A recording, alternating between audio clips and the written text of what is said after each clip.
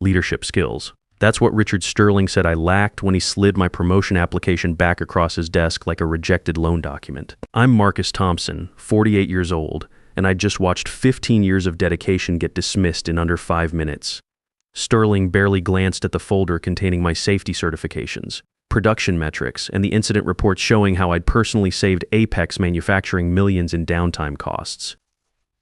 The Boeing defense contract renewal recommendations I'd written, the training protocols that became company standard across all facilities. Marcus, Sterling said, already typing another email before I'd even left his chair. I appreciate your technical expertise, but management requires a different skill set. Leadership presence, strategic thinking. I'd been running contingency plans for production emergencies while he attended seminars on workplace synergy. I maintained every safety protocol that kept our $50 million Boeing contract active. But I nodded and kept my mouth shut. Understood. Thanks for the feedback. Good man. The quarterly reports need your review by Friday. That was it. 15 years condensed into busy work assignments while he moved on to more important things. I walked past the corner office with production floor views that should have had my name on it. Got in my truck and made a decision that would flip everything upside down. I pulled out my phone and deleted every emergency contact number. Then I drove home at exactly 5 p.m. for the first time in months. Let me back up and explain how I got to this point. After 12 years in the Air Force handling logistics for aircraft maintenance, I thought corporate life would be straightforward. Do good work, solve problems, advance based on merit. Wrong.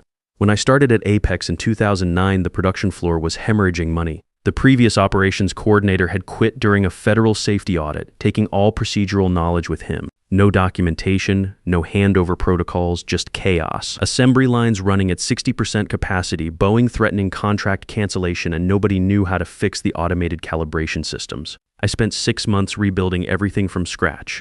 Stayed until midnight reverse engineering safety protocols, created documentation that actually made sense, established relationships with floor supervisors who'd been ignored by management for years. The production efficiency improvements I implemented became the template for all Apex facilities nationwide. Sterling arrived 3 years later with an MBA from Northwestern and ideas about optimization that sounded impressive in PowerPoint but fell apart on the factory floor. He never bothered learning the systems I'd built. Why would he? I handled all the technical problems while he focused on corporate visibility. My son Danny was 8 when I started at Apex. His mother Sarah had died from cancer the year before, leaving me with medical bills that still show up in my mailbox and a kid who needed stability more than anything. Weekend overtime shifts meant extra money for Danny's baseball league and college fund contributions, but it also meant missing games and camping trips we'd planned. Dad works a lot, Danny would tell his friends when they asked why I wasn't at Saturday practices. He wasn't complaining, just stating facts. But hearing it from an 8-year-old cuts different than hearing it from your boss. The morning after Sterling's rejection, I arrived at exactly 8 a.m. instead of my usual 6:30. No early briefing preparation, no production line checks, no overnight issue reviews. When the first shift supervisor came looking for me about a calibration drift on line 2, I sent him to engineering. But you always handle these things, Marcus. Sterling advised me to focus on my core responsibilities. That's a technical issue for the engineering department. Pete Walsh from Quality Control stopped by around 10 a.m. with the same confused expression everyone was wearing. Did you see the Boeing inspection schedule changes? Yeah, forwarded it to Diana in engineering. He waited for more. When nothing came, he shifted his weight like he was standing on hot concrete. So you're not coordinating the prep work? I pulled up Sterling's email from 6 months ago about staying in my lane. According to management guidance, inspection coordination falls under engineering oversight. I'm just operations support. By lunch, the production floor was running differently. Not broken, exactly, but lacking the invisible coordination that kept everything synchronized. Small problems that I normally caught before they escalated were getting passed between departments. The automated systems that required daily parameter adjustments were running on yesterday's settings. At 5 p.m. sharp, I packed up and left. No staying late to prep tomorrow's production runs. No weekend system checks. Danny was shooting baskets in the driveway when I pulled up. Dad, you're early. Decided my time was valuable, son. Figured I'd spend more of it with you. His face lit up like Christmas morning. Can we finally work on the carburetor rebuild? You've been promising for months. Absolutely. Tomorrow's Saturday. We'll spend the whole morning on it.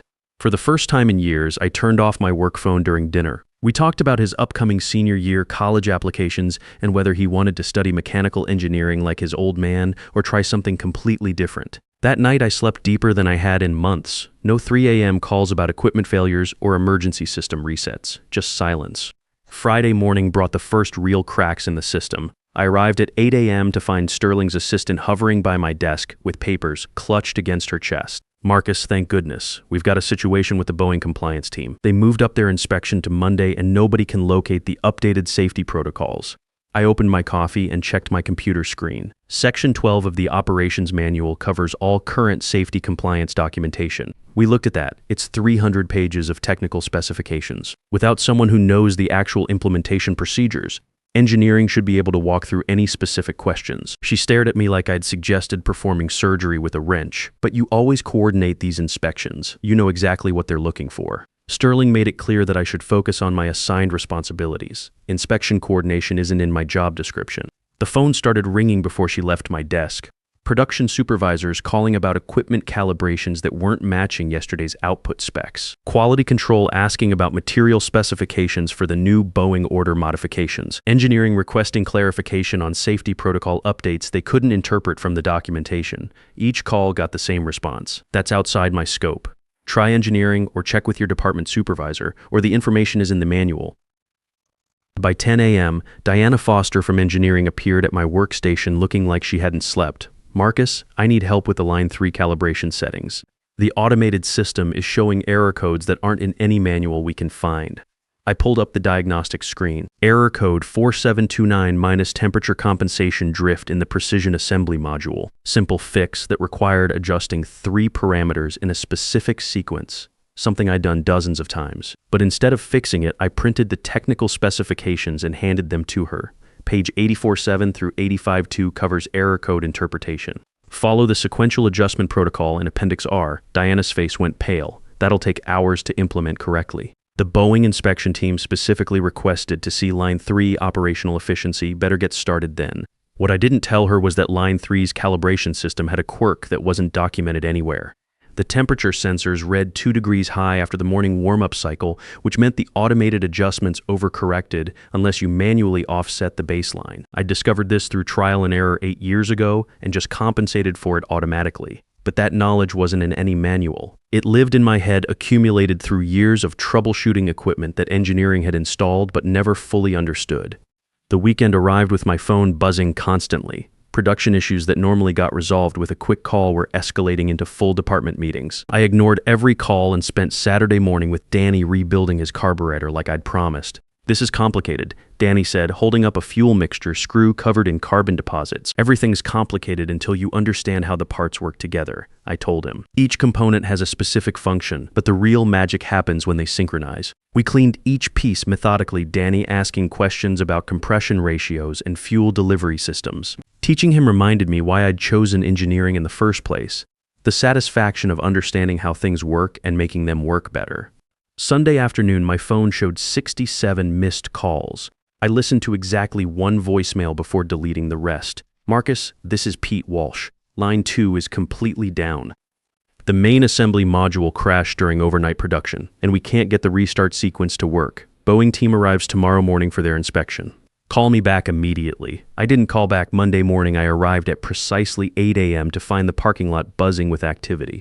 Sterling's BMW was parked crooked across 2 spaces. 3 vehicles I didn't recognize sat near the visitor entrance, including a government-plated sedan that probably belonged to the Boeing compliance team. Inside, the atmosphere felt electric with contained panic. Supervisors huddled in urgent conversations.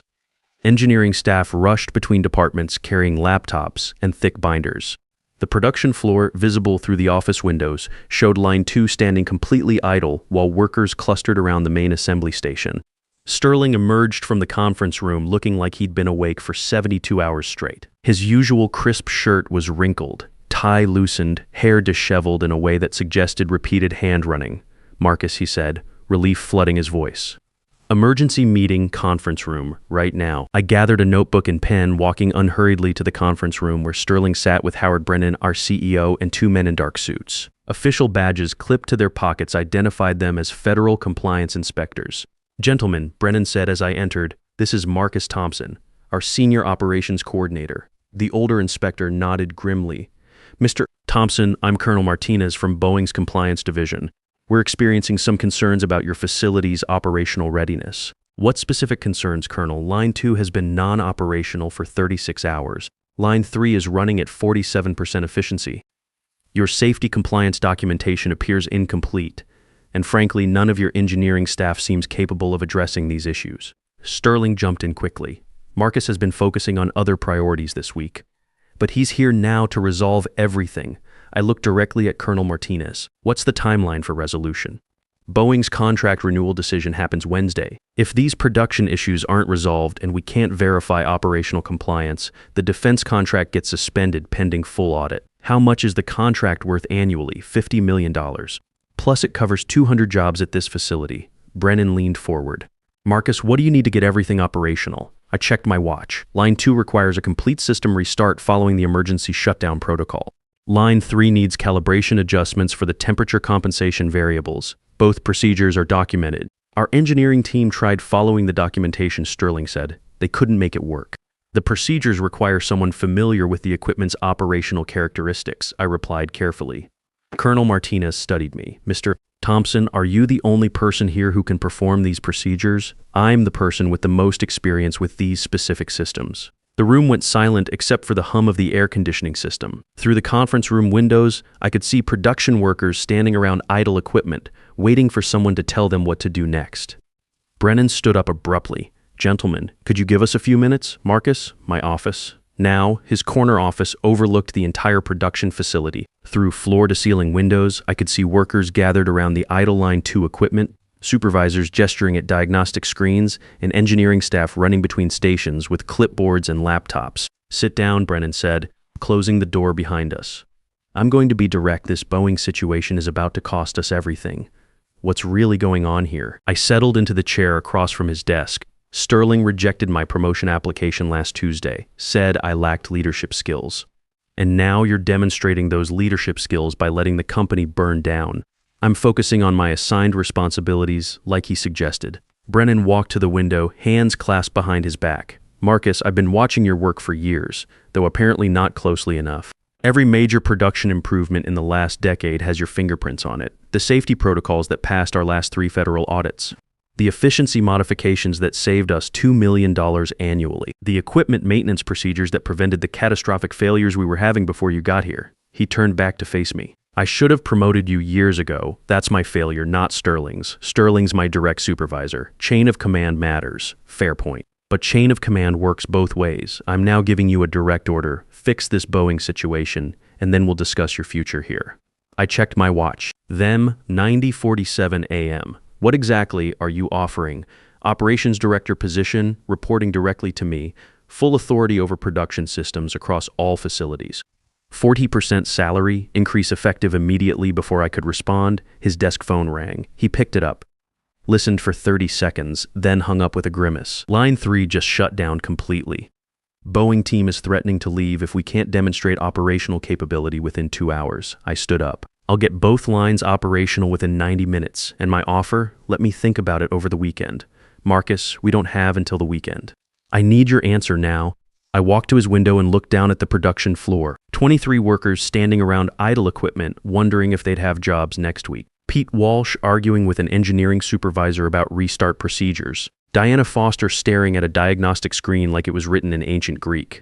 These weren't just employees to me, they were people I'd worked alongside for 15 years. Tommy Rodriguez on line 2 had a daughter starting college next month. Janae Kim in quality control was supporting her elderly parents. Steve Matthews, the floor supervisor, had been with Apex longer than anyone except Brennan himself. I'll take the position, I said, with 2 conditions. Brennan raised his eyebrows. Go ahead. First, I hire my own team. 3 positions with full authority over production systems, quality control, and safety compliance. Done. And the second, Sterling stays in his current role. He's good at client relations and contract negotiations. He just doesn't understand operations. This clearly surprised Brennan after what he did to you. Replacing him doesn't solve the structural problems that created this situation. Besides, I don't want my first management decision to look like revenge. Brennan smiled for the first time since I'd walked into his office, smart and mature. Sterling reports operational issues through your office from now on. I headed for the door. I'll get the lines running. Then we can discuss implementation details.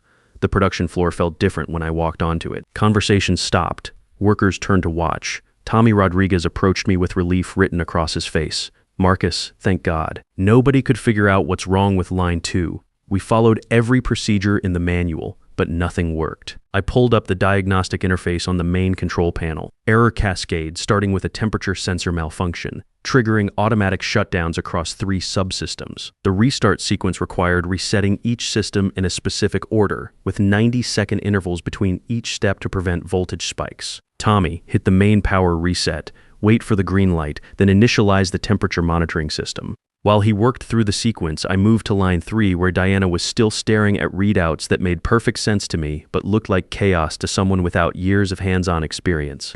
The calibration is drifting because the morning warm-up cycle runs the sensors hot, I explained, adjusting 3 parameters on the control screen. You need to offset the baseline by 2 degrees for the first 4 hours of each shift. That's not in any documentation we have. I know. I discovered it through trial and error about 8 years ago, just compensated for it automatically. Within 45 minutes, both production lines were running at full capacity. The automated systems hummed with their normal rhythms. Quality control metrics showed green across all monitoring stations. Workers returned to their stations with visible relief. Colonel Martinez found me completing the final system checks. Impressive turnaround. Mr. Thompson, mind if I ask what the actual problems were? Equipment personality quirks that develop over years of operation. Each system has documented procedures, but the real-world implementation requires understanding how the components interact under different conditions. He nodded thoughtfully. In the military, we call people like you force multipliers, one person who makes everyone around them more effective. He handed me a business card. Boeing's always looking for that kind of expertise. If you ever consider a change of scenery, I pocketed the card without looking at it. Appreciate that, Colonel? The Boeing inspection concluded at 3 p.m. with full operational compliance certification. Contract renewal approved pending final paperwork review. $50 million secured, 200 jobs protected. Sterling found me in the break room afterward, pouring coffee from the industrial-sized pot that had been brewing since 6 a.m. That was exceptional work, Marcus. The Boeing team was impressed. Just doing my job. He shifted uncomfortably, about last Tuesday. The promotion discussion, I may have miscalculated your value to operations. You made the decision you thought was right based on the information you had. Still, I owe you an apology. I looked at him directly. What you owe me is better communication going forward. I report to Brennan now, but we still need to coordinate effectively. The announcement went out company-wide the next morning. Operations Director, direct report to CEO, full authority over production systems and safety compliance across all Apex facilities. My phone buzzed with congratulations from floor workers, surprised messages from management types who'd barely acknowledged me before, and meeting requests from department heads who suddenly wanted my input on everything. Pete Walsh knocked on my new office door around 10 a.m.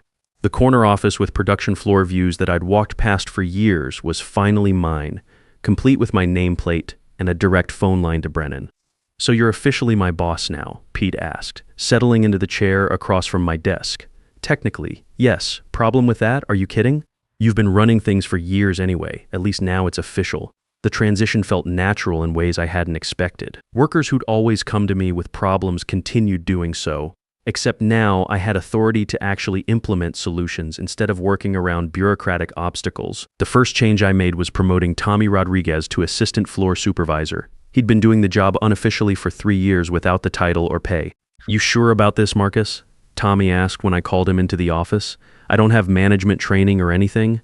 You've been managing line 2 problems better than anyone with an MBA degree. The promotion just makes it official. Within 2 weeks, I'd hired Janet Kim as Quality Control Coordinator and brought in Steve Matthews as Safety Compliance Manager. All 3 were people who'd been undervalued by previous management, passed over for advancement despite proving themselves daily on the production floor. The changes showed immediate results. Equipment downtime dropped 35% in the first month. Safety incident reports fell to 0. Production efficiency metrics hit levels we hadn't seen since 2018.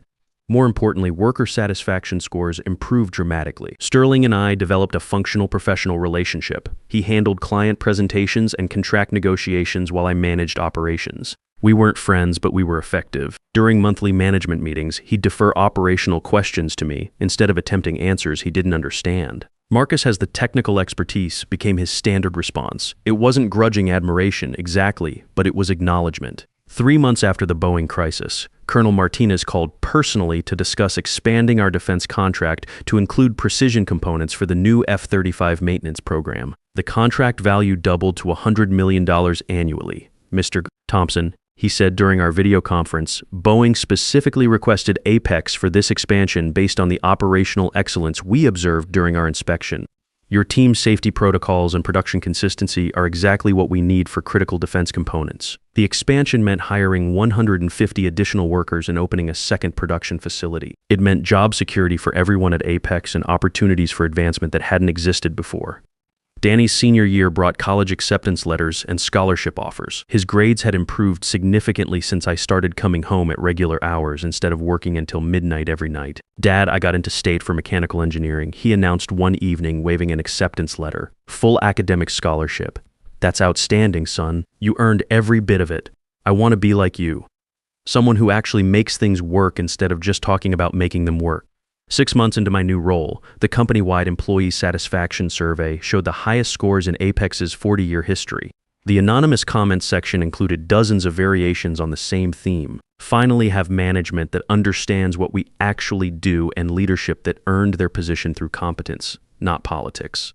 Brennan shared the results during an all-hands meeting, specifically calling out the production improvements and safety record that had attracted additional defense contracts. When he mentioned my promotion and the team I'd built, the entire production floor started applauding. Not polite corporate clapping, but genuine appreciation from people who'd seen their working conditions improve dramatically. The most satisfying moment came during the annual performance review cycle. I implemented a new evaluation system that measured actual contribution instead of visibility metrics.